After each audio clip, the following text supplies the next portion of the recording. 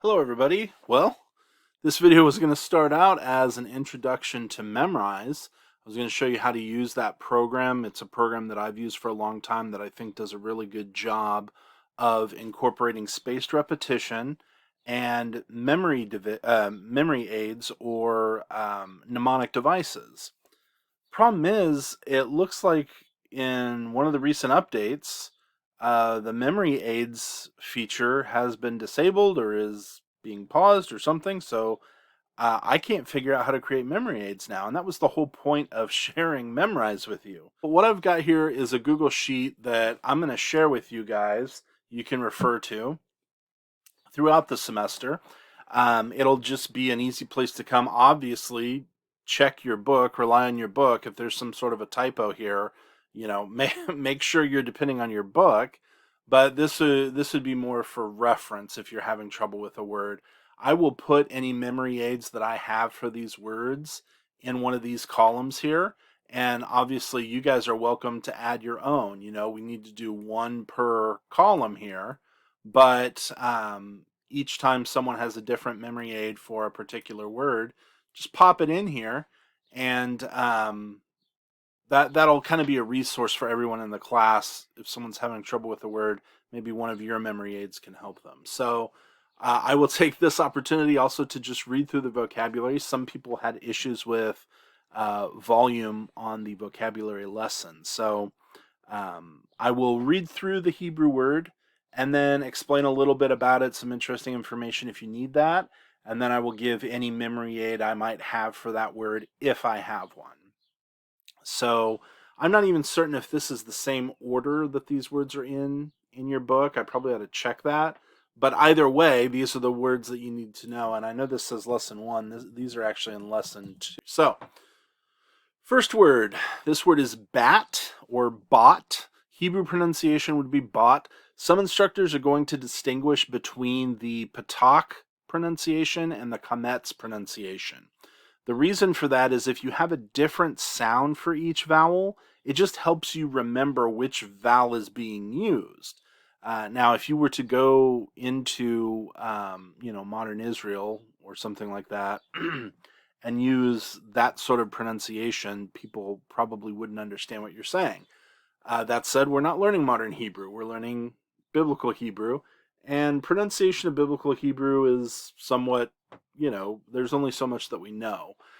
So I find the more helpful route, rather than we're going to use modern pronunciation or we're going to use reconstructed biblical pronunciation, is to use a pedagogical approach to pronunciation. And so you will hear me use different, it's not going to, I shouldn't do this, but I'm just so trained in modern Hebrew pronunciation that there are going to be a lot of times when I pronounce this patach identical to a kametz. So I would say bat, I would say achal, I would say zachar.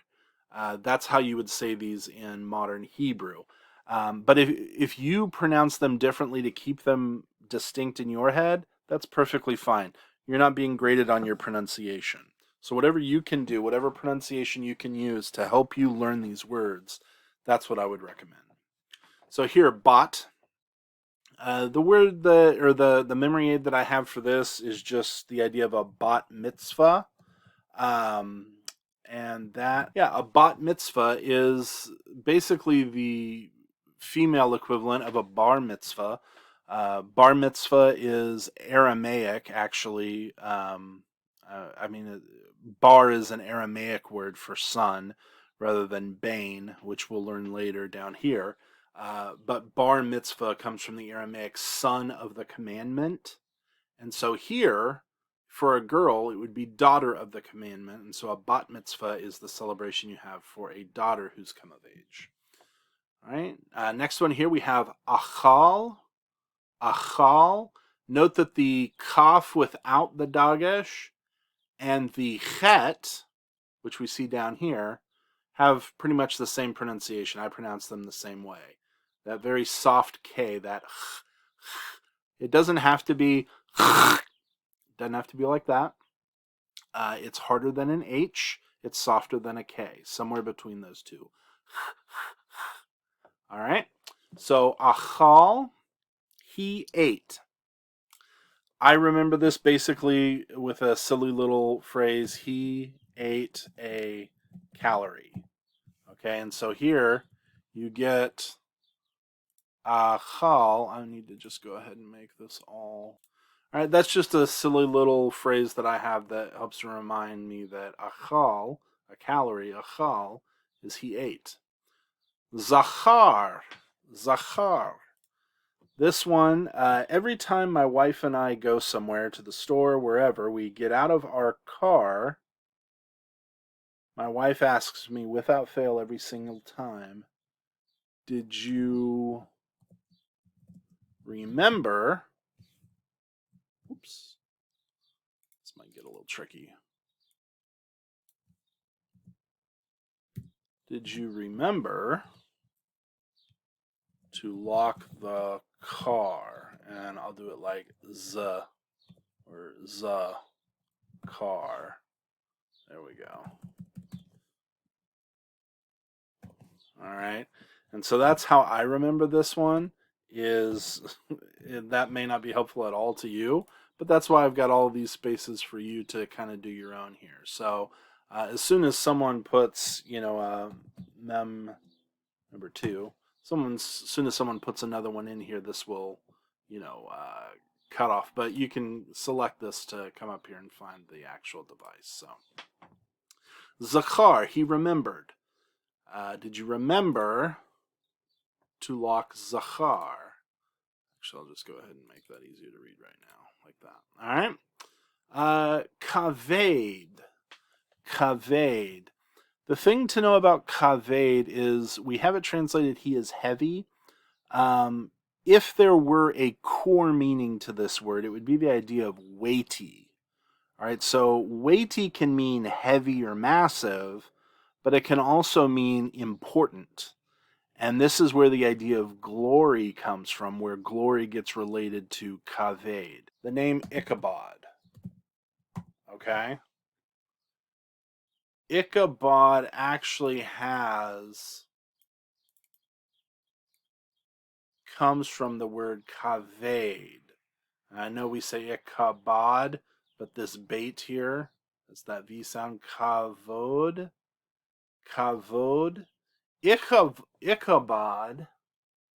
I'm trying to think of what that would be in Hebrew, because that I sound is throwing me. If it were echavod, that would be like I am heavy or I am glorious or something like that. But anyways, this idea in my brain, and I can't remember where this comes from, is associated with the name Ichabod. For some reason, is associated with the idea of the glory has departed, right? So that's where I get the association with glory here. Now, you're getting heavy, but you got to remember that connection between glory, weight, and heaviness. What the name of the stadium was, but there was this really famous video of one winter after a very big snowstorm. Basically, the roof of this dome caved in because the snow was too heavy on it. Okay, so you could say something like, um, because it was heavy, the roof caved in, or something like that. So here you've got that idea of kaved. I'm just seeing kaved. I'm seeing caved there. Okay, so I'm going to do my underline, and then I'm going to do it was heavy or it is heavy. Um, let's just, for the sake of consistency, let's make that it is heavy.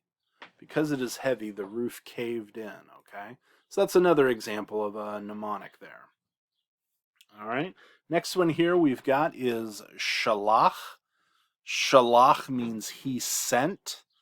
I do not have a good aid for Shalach. In my mind, for some reason, when I say Shalach, I see my tongue and the just if I'm imagining someone's mouth saying Shalach, I'm just seeing it sort of sending air forward. That's really dumb and not helpful at all. But whatever you can come up with for Shalach to remind you of he sent, put that in here if you want. All right, lesson two, number whatever this is, Av. This you might just think of Abba, Father. Abba is actually from Aramaic, and it means, the father or my father or something like that. But Av, obviously you can see the close relationship here between the two. Paul also uses this language, Abba, Father, so that's the association I have there. Here, aim. This is the way I remember it. Aim looks a lot like Av, right? The only difference is it has an M or a mem. Okay? Well, the mem is for mother. So that's how I remember it. You could say something like M is for, or M stands for mother. But instead of saying M stands for mother, because you're a Hebrew student, you know that this is actually AIM stands for mother. Whatever. That's what I've got for a little memory aid there. So, and then again, brother looks very similar, but instead of an M, you've got a chet. And chet isn't very helpful because there's nothing about brother that reminds you of chet, except if you have a mean brother. A mean brother might, how do I want to spell this? Chet you a lot. Something like that.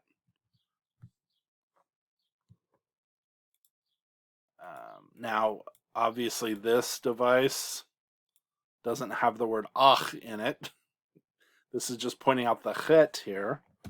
But I welcome each of you to come up with something a little bit better than that. All right. Not a great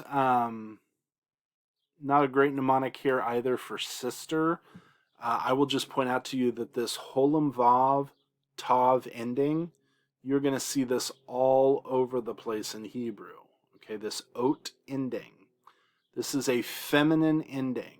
Usually it goes on a feminine plural word, but obviously sister isn't plural, so this is just we'll call it an irregularity, I suppose, but achot, you've got a feminine ending on the word brother, so it means sister.